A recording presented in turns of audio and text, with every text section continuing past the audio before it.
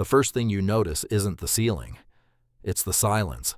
No traffic, no hum of electricity through walls, no distant sound of anyone else's life happening nearby. You sit up on a surface that isn't quite a bed, in a room that isn't quite a room, lit by a soft source you can't locate. Your body feels wrong in a way you can't explain yet.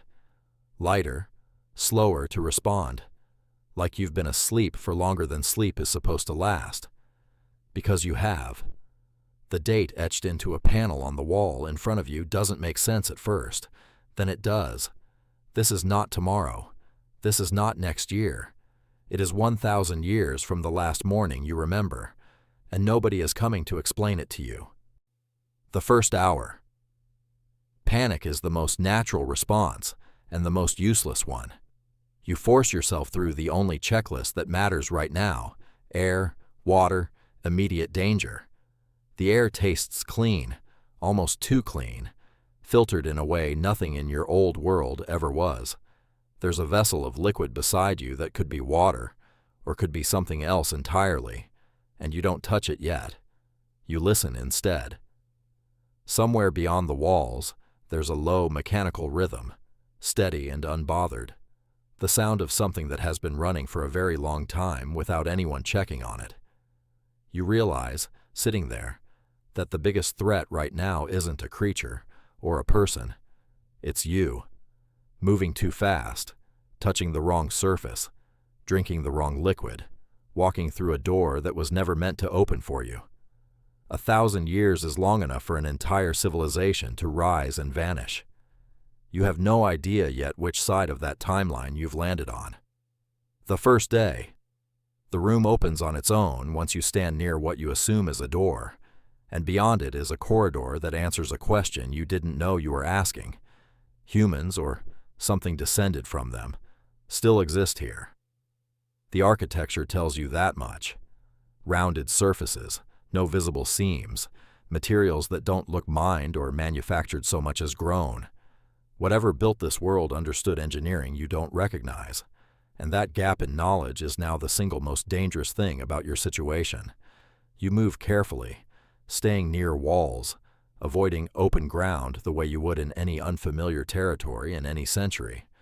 You find what looks like a communal space: long tables, soft light, patterns worn into the floor by feet that walked this same path for years. No one is here right now, which is either luck or a warning. You take the luck. The most important decision you make on your first day isn't dramatic. It's the decision to observe before you interact.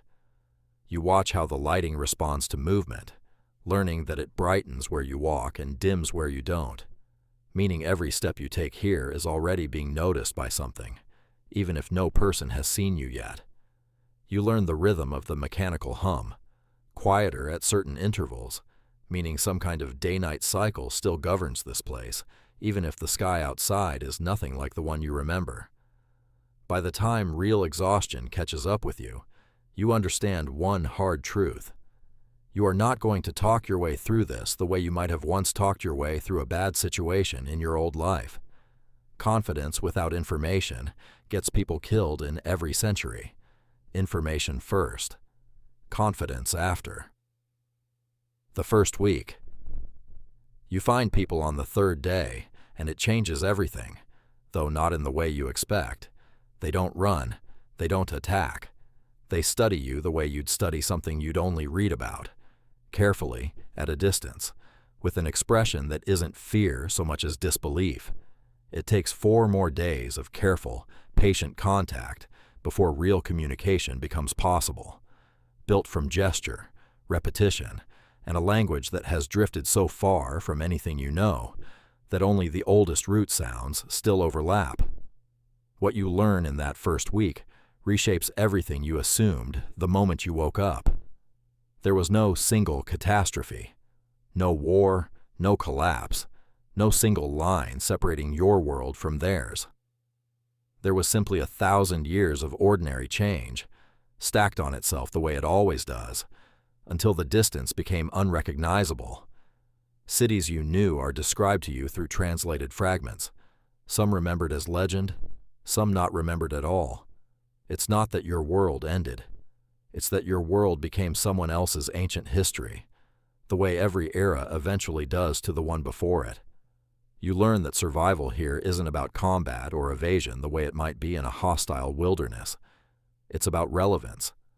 A person with no context for how anything works, how food is grown, how disputes are settled, how knowledge is passed on, has no immediate use to a society that has spent centuries optimizing exactly those systems without you.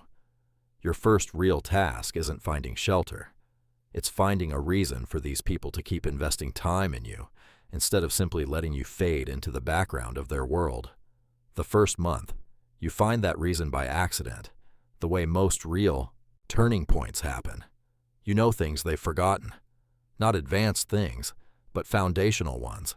Methods and materials abandoned centuries ago in favor of systems that eventually broke down or were lost.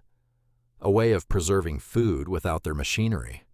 A way of purifying water using nothing but layered stone and cloth.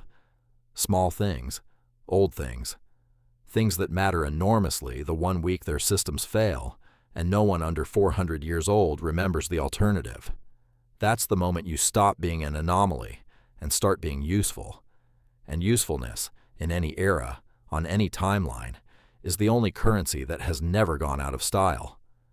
People start asking you questions instead of just studying you. You start teaching instead of just observing. The gap between your world and theirs doesn't close, it never will, but it stops being a wall and starts being a bridge you're standing in the middle of, useful precisely because you belong to neither side completely. By the end of that first month, you understand something that no amount of panic on that first morning could have taught you. You didn't wake up in the wrong century by accident. And there is no version of this where you wake up again in your own bed, in your own year, with this reduced to something you can explain away in the morning. This is not a dream you're going to blink out of. It is simply the next 1,000 years, and you are now, undeniably, a permanent part of them.